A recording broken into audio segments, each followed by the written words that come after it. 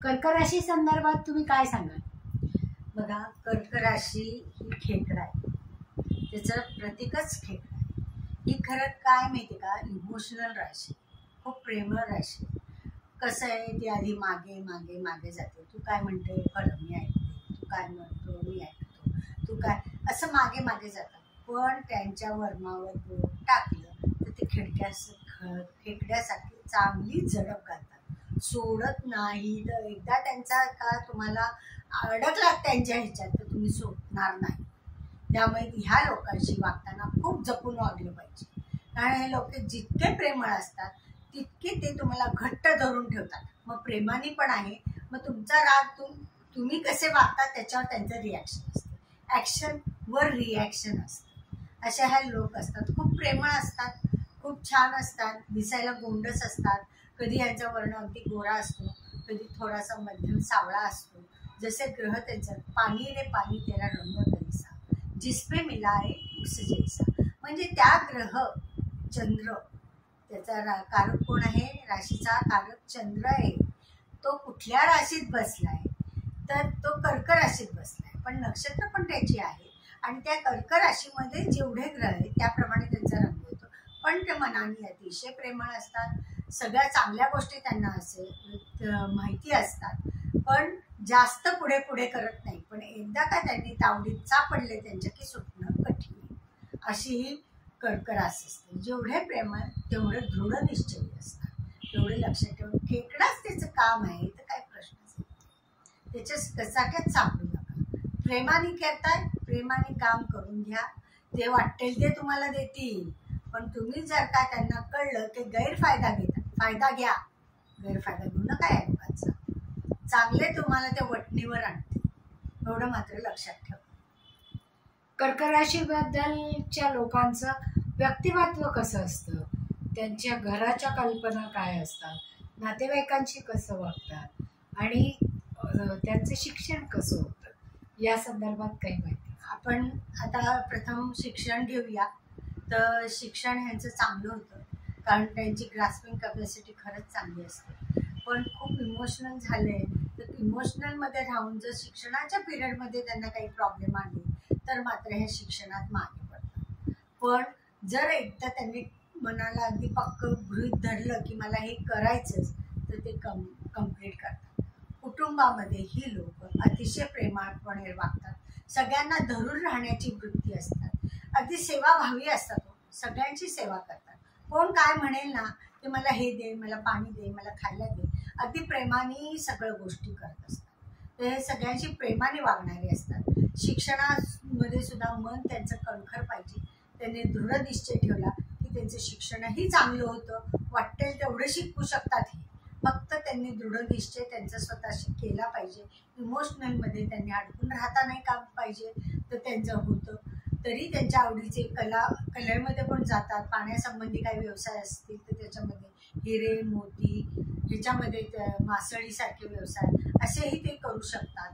म्हणजे त्यांना ह्या व्हरायटी हे त्यांना माहिती असते, आणि आपण काय आहोत हे त्यांना निश्चित माहिती असतं. त्यामुळे त्याप्रमाणे ते कष्ट करायलाही मागे पुढे करत नाही, कारण सेवाभाव हा त्यांचं काम आहे. चंद्रावर अवलंबून असलेली ही रास आहे. चंद्राप्रमाणे ही रास आहे. चंद्र हा पाण्याचाही कारक आहे, त्यामुळे पाण्यासंबंधी व्यवसाय असतात, मनासंबंधी असतात. या सगळ्या गोष्टी त्यांच्याकडे असतात. त्यांना सगळ्या गोष्टी काय आवडतं, बाग, पाणी, फुलं, ह्या गोष्टीमध्ये ते रमणारे असतात. मग इमोशनला जास्त प्राधान्य दिल्यामुळे एखाद वेळेला ह्यांचं नुकसान होऊ शकतं.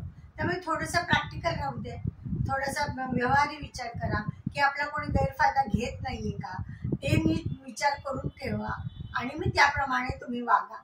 तुमचं यश निश्चित असतं, निश्चित तुम्ही पुढे जाऊ शकता. एवढे छान कर्क रास आहे. कर्क रास म्हणजे निसर्गाच्या प्रेमात पडणारी, खरे, आणि भावभावनांच्या आहारी जाणारी. तर मग अशा या कर्क राशीच्या लोकांना कोणते आजार होऊ शकतात? पाण्यासंबंधी होऊ शकतात, फुफ्फुसांचे आजार होऊ शकतात, कफ, सूज येणं वगैरे अशी त्यांच्या त्यांना होऊ शकतं. मुख्य म्हणजे बघा पाण्याने भरलेले फोड येणं किंवा ह्या गोष्टी त्यांना होऊ शकतात. पाणी खूप तप्त झाले की ताप येतो बघा, तसंही होऊ शकतं. पण ह्या कफ, खोकला, सूज येणं आणि मानसिक त्रास, मुख्य म्हणजे फेफडे येणं, चक्कर येणं, या गोष्टी पण असतात. किंवा कसं चंद्र जर बिघडला तर त्याचंही कसं होतं, वेड लागणं, म्हणजे तो बुद्धी आणि चंद्र ह्याचं जर कॉम्बिनेशन केलं तर साधारणपणे एक येतं.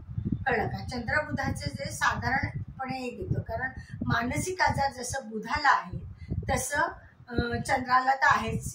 कारण ह्यांना मानसिक रोग हे, कारण डिप्रेशनमध्ये जाणं ह्यांच्याकडे खूप लवकर होऊ शकतं. जसं तुम्ही त्यांना एन्करेज केलं तर ते खूप वरच्या टोक्याला जातात आणि त्यांना डिप्रेशनमध्ये गेलं तर त्यांना डिप्रेशनचे आजारही होऊ शकतात. त्यामुळे पाण्यासंबंधी जास्त काळजी घेणं, ह्या लोकांनी काळजी घेतली पाहिजे. ज्यांचा व्यापार व्यवसायही पाण्यासंबंधी असतो, मासळी असतात, मोती असतात, सागरासंबंधी त्यांचे व्यवसाय असतात, खलाशी, नावाडी किंवा ह्या सगळ्या म्हणजे आपण इम्पोर्ट एक्सपोर्ट होतं ते जलप्रवास जो असतो त्याच्यातनंही त्यांचे व्यवसाय असतात. म्हणजे या संबंधी त्यांचे व्यवसाय असतात. कर्क राशीला असं ठराविक व्यवसाय नाहीये, कारण म्हणजे हे काय व्यवसाय आहे नाही, वरच्या लेवलला जाऊनही काम करू शकतात, असे ही कर्क राशी आहे. म्हणजे कर्क राशीचे लोक जास्त इमोशनल आहेत. त्यांच्याशी जितकं चांगलं वागू आपण तेवढे ते उंचीवर जातात. आणि जेवढं त्यांना मानसिक अस्वास्थ्य करू किंवा सतत कमीपणा दाखवत राहिला तर त्यांच्यामध्ये हे आजार उद्भवू शकतात, असंच तुम्हाला म्हणायचं. बरोबर आहे. त्यांना म्हणजे कसं आहे की आपण खच्चीकरण म्हणतो ना, ते झालं की ती लोक फार इमोशनल असतात. खच्चीकरण झालं की ते त्यांचं म्हणजे आता बघा, समजा एखाद्या व्यक्तीचं शाळेमध्ये कोणी त्यांना सपोर्ट करणारं नसेल, त्यांचं त्या शाळेमध्ये त्यांचं शिक्षण एवढं चांगलं होत नाही किंवा कॉलेजमध्ये, नंतर ते जेव्हा त्यांना स्वतःचं असं करायला मिळतं तर ते खूप पुढे जातात. म्हणजे आपण बघतो काही लोक कॉलेजमध्ये फार हुशार असतात आणि नंतर त्यांना काही जमत नाही. काही लोकांना शाळा कॉलेजमध्ये काही जमत नाही, नंतर म्हणजे हे तुमचे ग्रह तुम्हाला शिकवत असतात की कधी काय करायचं आणि कधी काय नाही. म्हणजे इमोशनलमध्ये यांनी सापडू नये, हेच महत्वाची गोष्ट आहे. म्हणजे कर्क राशीच्या लोकांना आता या वर्षामध्ये म्हणजे 2025 मध्ये की कोणती काळजी घ्यायला पाहिजे आणि कशा पद्धतीने त्यांनी वागायला पाहिजे, कोणते त्यांचे चांगले दिवस असतील आणि कोणते त्रासदायक असतील. आता बघा, आता कर्क राशीमध्ये वृषभमध्ये गुरु आहे, म्हणजे लाभस्थानात गुरु, पण ॲज वेल ॲज अष्टमातनं शनीचं गोचर. म्हणजे काय, कंटक शनी म्हणतो, अडीचकी म्हणतो, असा त्यांना. पण आता बघा, शनी जेव्हा अष्टमात येतो तेव्हा यांना काय होतं माहिती का, काम करण्याचं बळ कमी असतं. म्हणजे जे काम करायला जातात तिथे त्यांचं कुठंतरी म्हणजे कामं होत नाहीत, त्यांचे विलंबाने होतात म्हणा, किंवा त्यांना ती सिच्युएशन मिळत नाही. किंवा तिथे समजा एखाद्या ऑफिसमध्ये गेलो आपण तर तिथे एखादं काम करायचं गेलं, तिथं ती लोकच नसतात किंवा त्यांना जायला उशीर होतो, बसच मिळत नाही, रिक्षा मिळत नाही, गाडी बिघडते, म्हणजे त्या ऑफिसमध्ये जायला लेट होतो. आणि हे कशामुळे होतं तर वेळ लागणं अष्टमातनं शनी गोचर आहे, म्हणजे त्यांना काम करायला उशीर होतो कुठल्याही कारणाने. मग त्यांची तयारी नसेल, मे बी की ऑफिसमध्ये जाऊन काही कागदपत्र त्यांच्याकडे नसतील किंवा काय त्यांची ते पूर्णपणे तयारी नसेल, हेही कारण असू शकतं. कारण काहीही होतो पण त्यांना कामाला वेळ लागतो. या अष्टमातला शनी जेव्हा जातो ना, तुम्हाला जास्त कष्ट कमी आउटपुट हा देत असतो. त्यामुळे हा शनी जेव्हा पुढे सरकेल तेव्हा तो त्यांची कर्म ही सुधारतील. कर्म सुधारतील म्हणजे आता थोडंसं नाही म्हटलं तरी त्यांना एखाद्या वेळेला आळस पण येत असेल किंवा आतून त्यांना एनर्जी कमी असेल, काही कारण असेल, पण त्यांची कामं होत नाहीये, एवढं बरोबर आहे. आता हा जर शनी जेव्हा 29 मार्चला पुढे जाईल तेव्हा मात्र त्यांची कामं भराभर व्हायला लागतील. जी त्यांना कामं करायची आहेत त्यांना तसं सपोर्टिंग म्हणजे वातावरणच त्यांना निर्माण व्यवस्थित होणार आहे. भाग्यात शनी जाणार आहे. शिवाय गुरुच्या राशीत जाणार आहे. त्यामुळे ही सगळी पॉझिटिव्हिटी त्यांना मिळणारच आहे. कळलं का? आणि आत्ता काय झालेलं आहे, आता जे काही त्यांचे होते पैसे असतील किंवा काय होतील, आता ते इन्व्हेस्टमेंट पण चांगली करणार आहेत.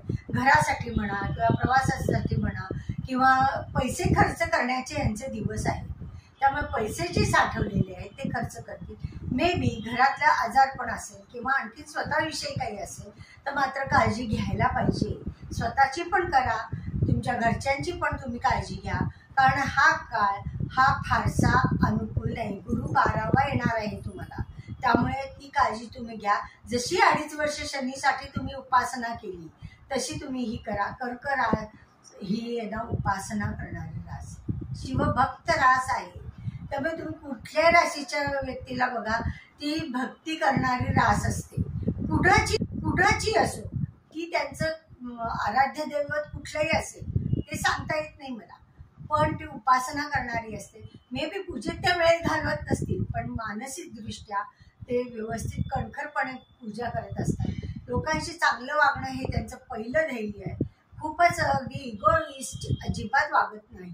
त्यामुळे ह्यांची कामं सहजपणे होतात. शनी पण यांना पॉझिटिव्ह असतो, म्हणजे काम ते व्यवस्थित करतात, म्हणजे गर्व नाही. तर हे ज्यांना आता कधी कधी चंद्र बिघडतो, कधी काही ग्रहही असे पडतात, तेव्हा मात्र त्यांनी जपून वागायला पाहिजे. की त्यांची जर मूळपत्रिका बिघडलेली असेल तर त्या इगोइस्ट वागू शकतात. असं नाही आहे की सगळेच कर्क राशीची लोक अशी असतील. तर ज्यांचे ग्रह वेगळे पडलेले असतील त्यांनी मात्र माणुसकीने वागावं, सगळं चांगलं व्यवस्थित करावं.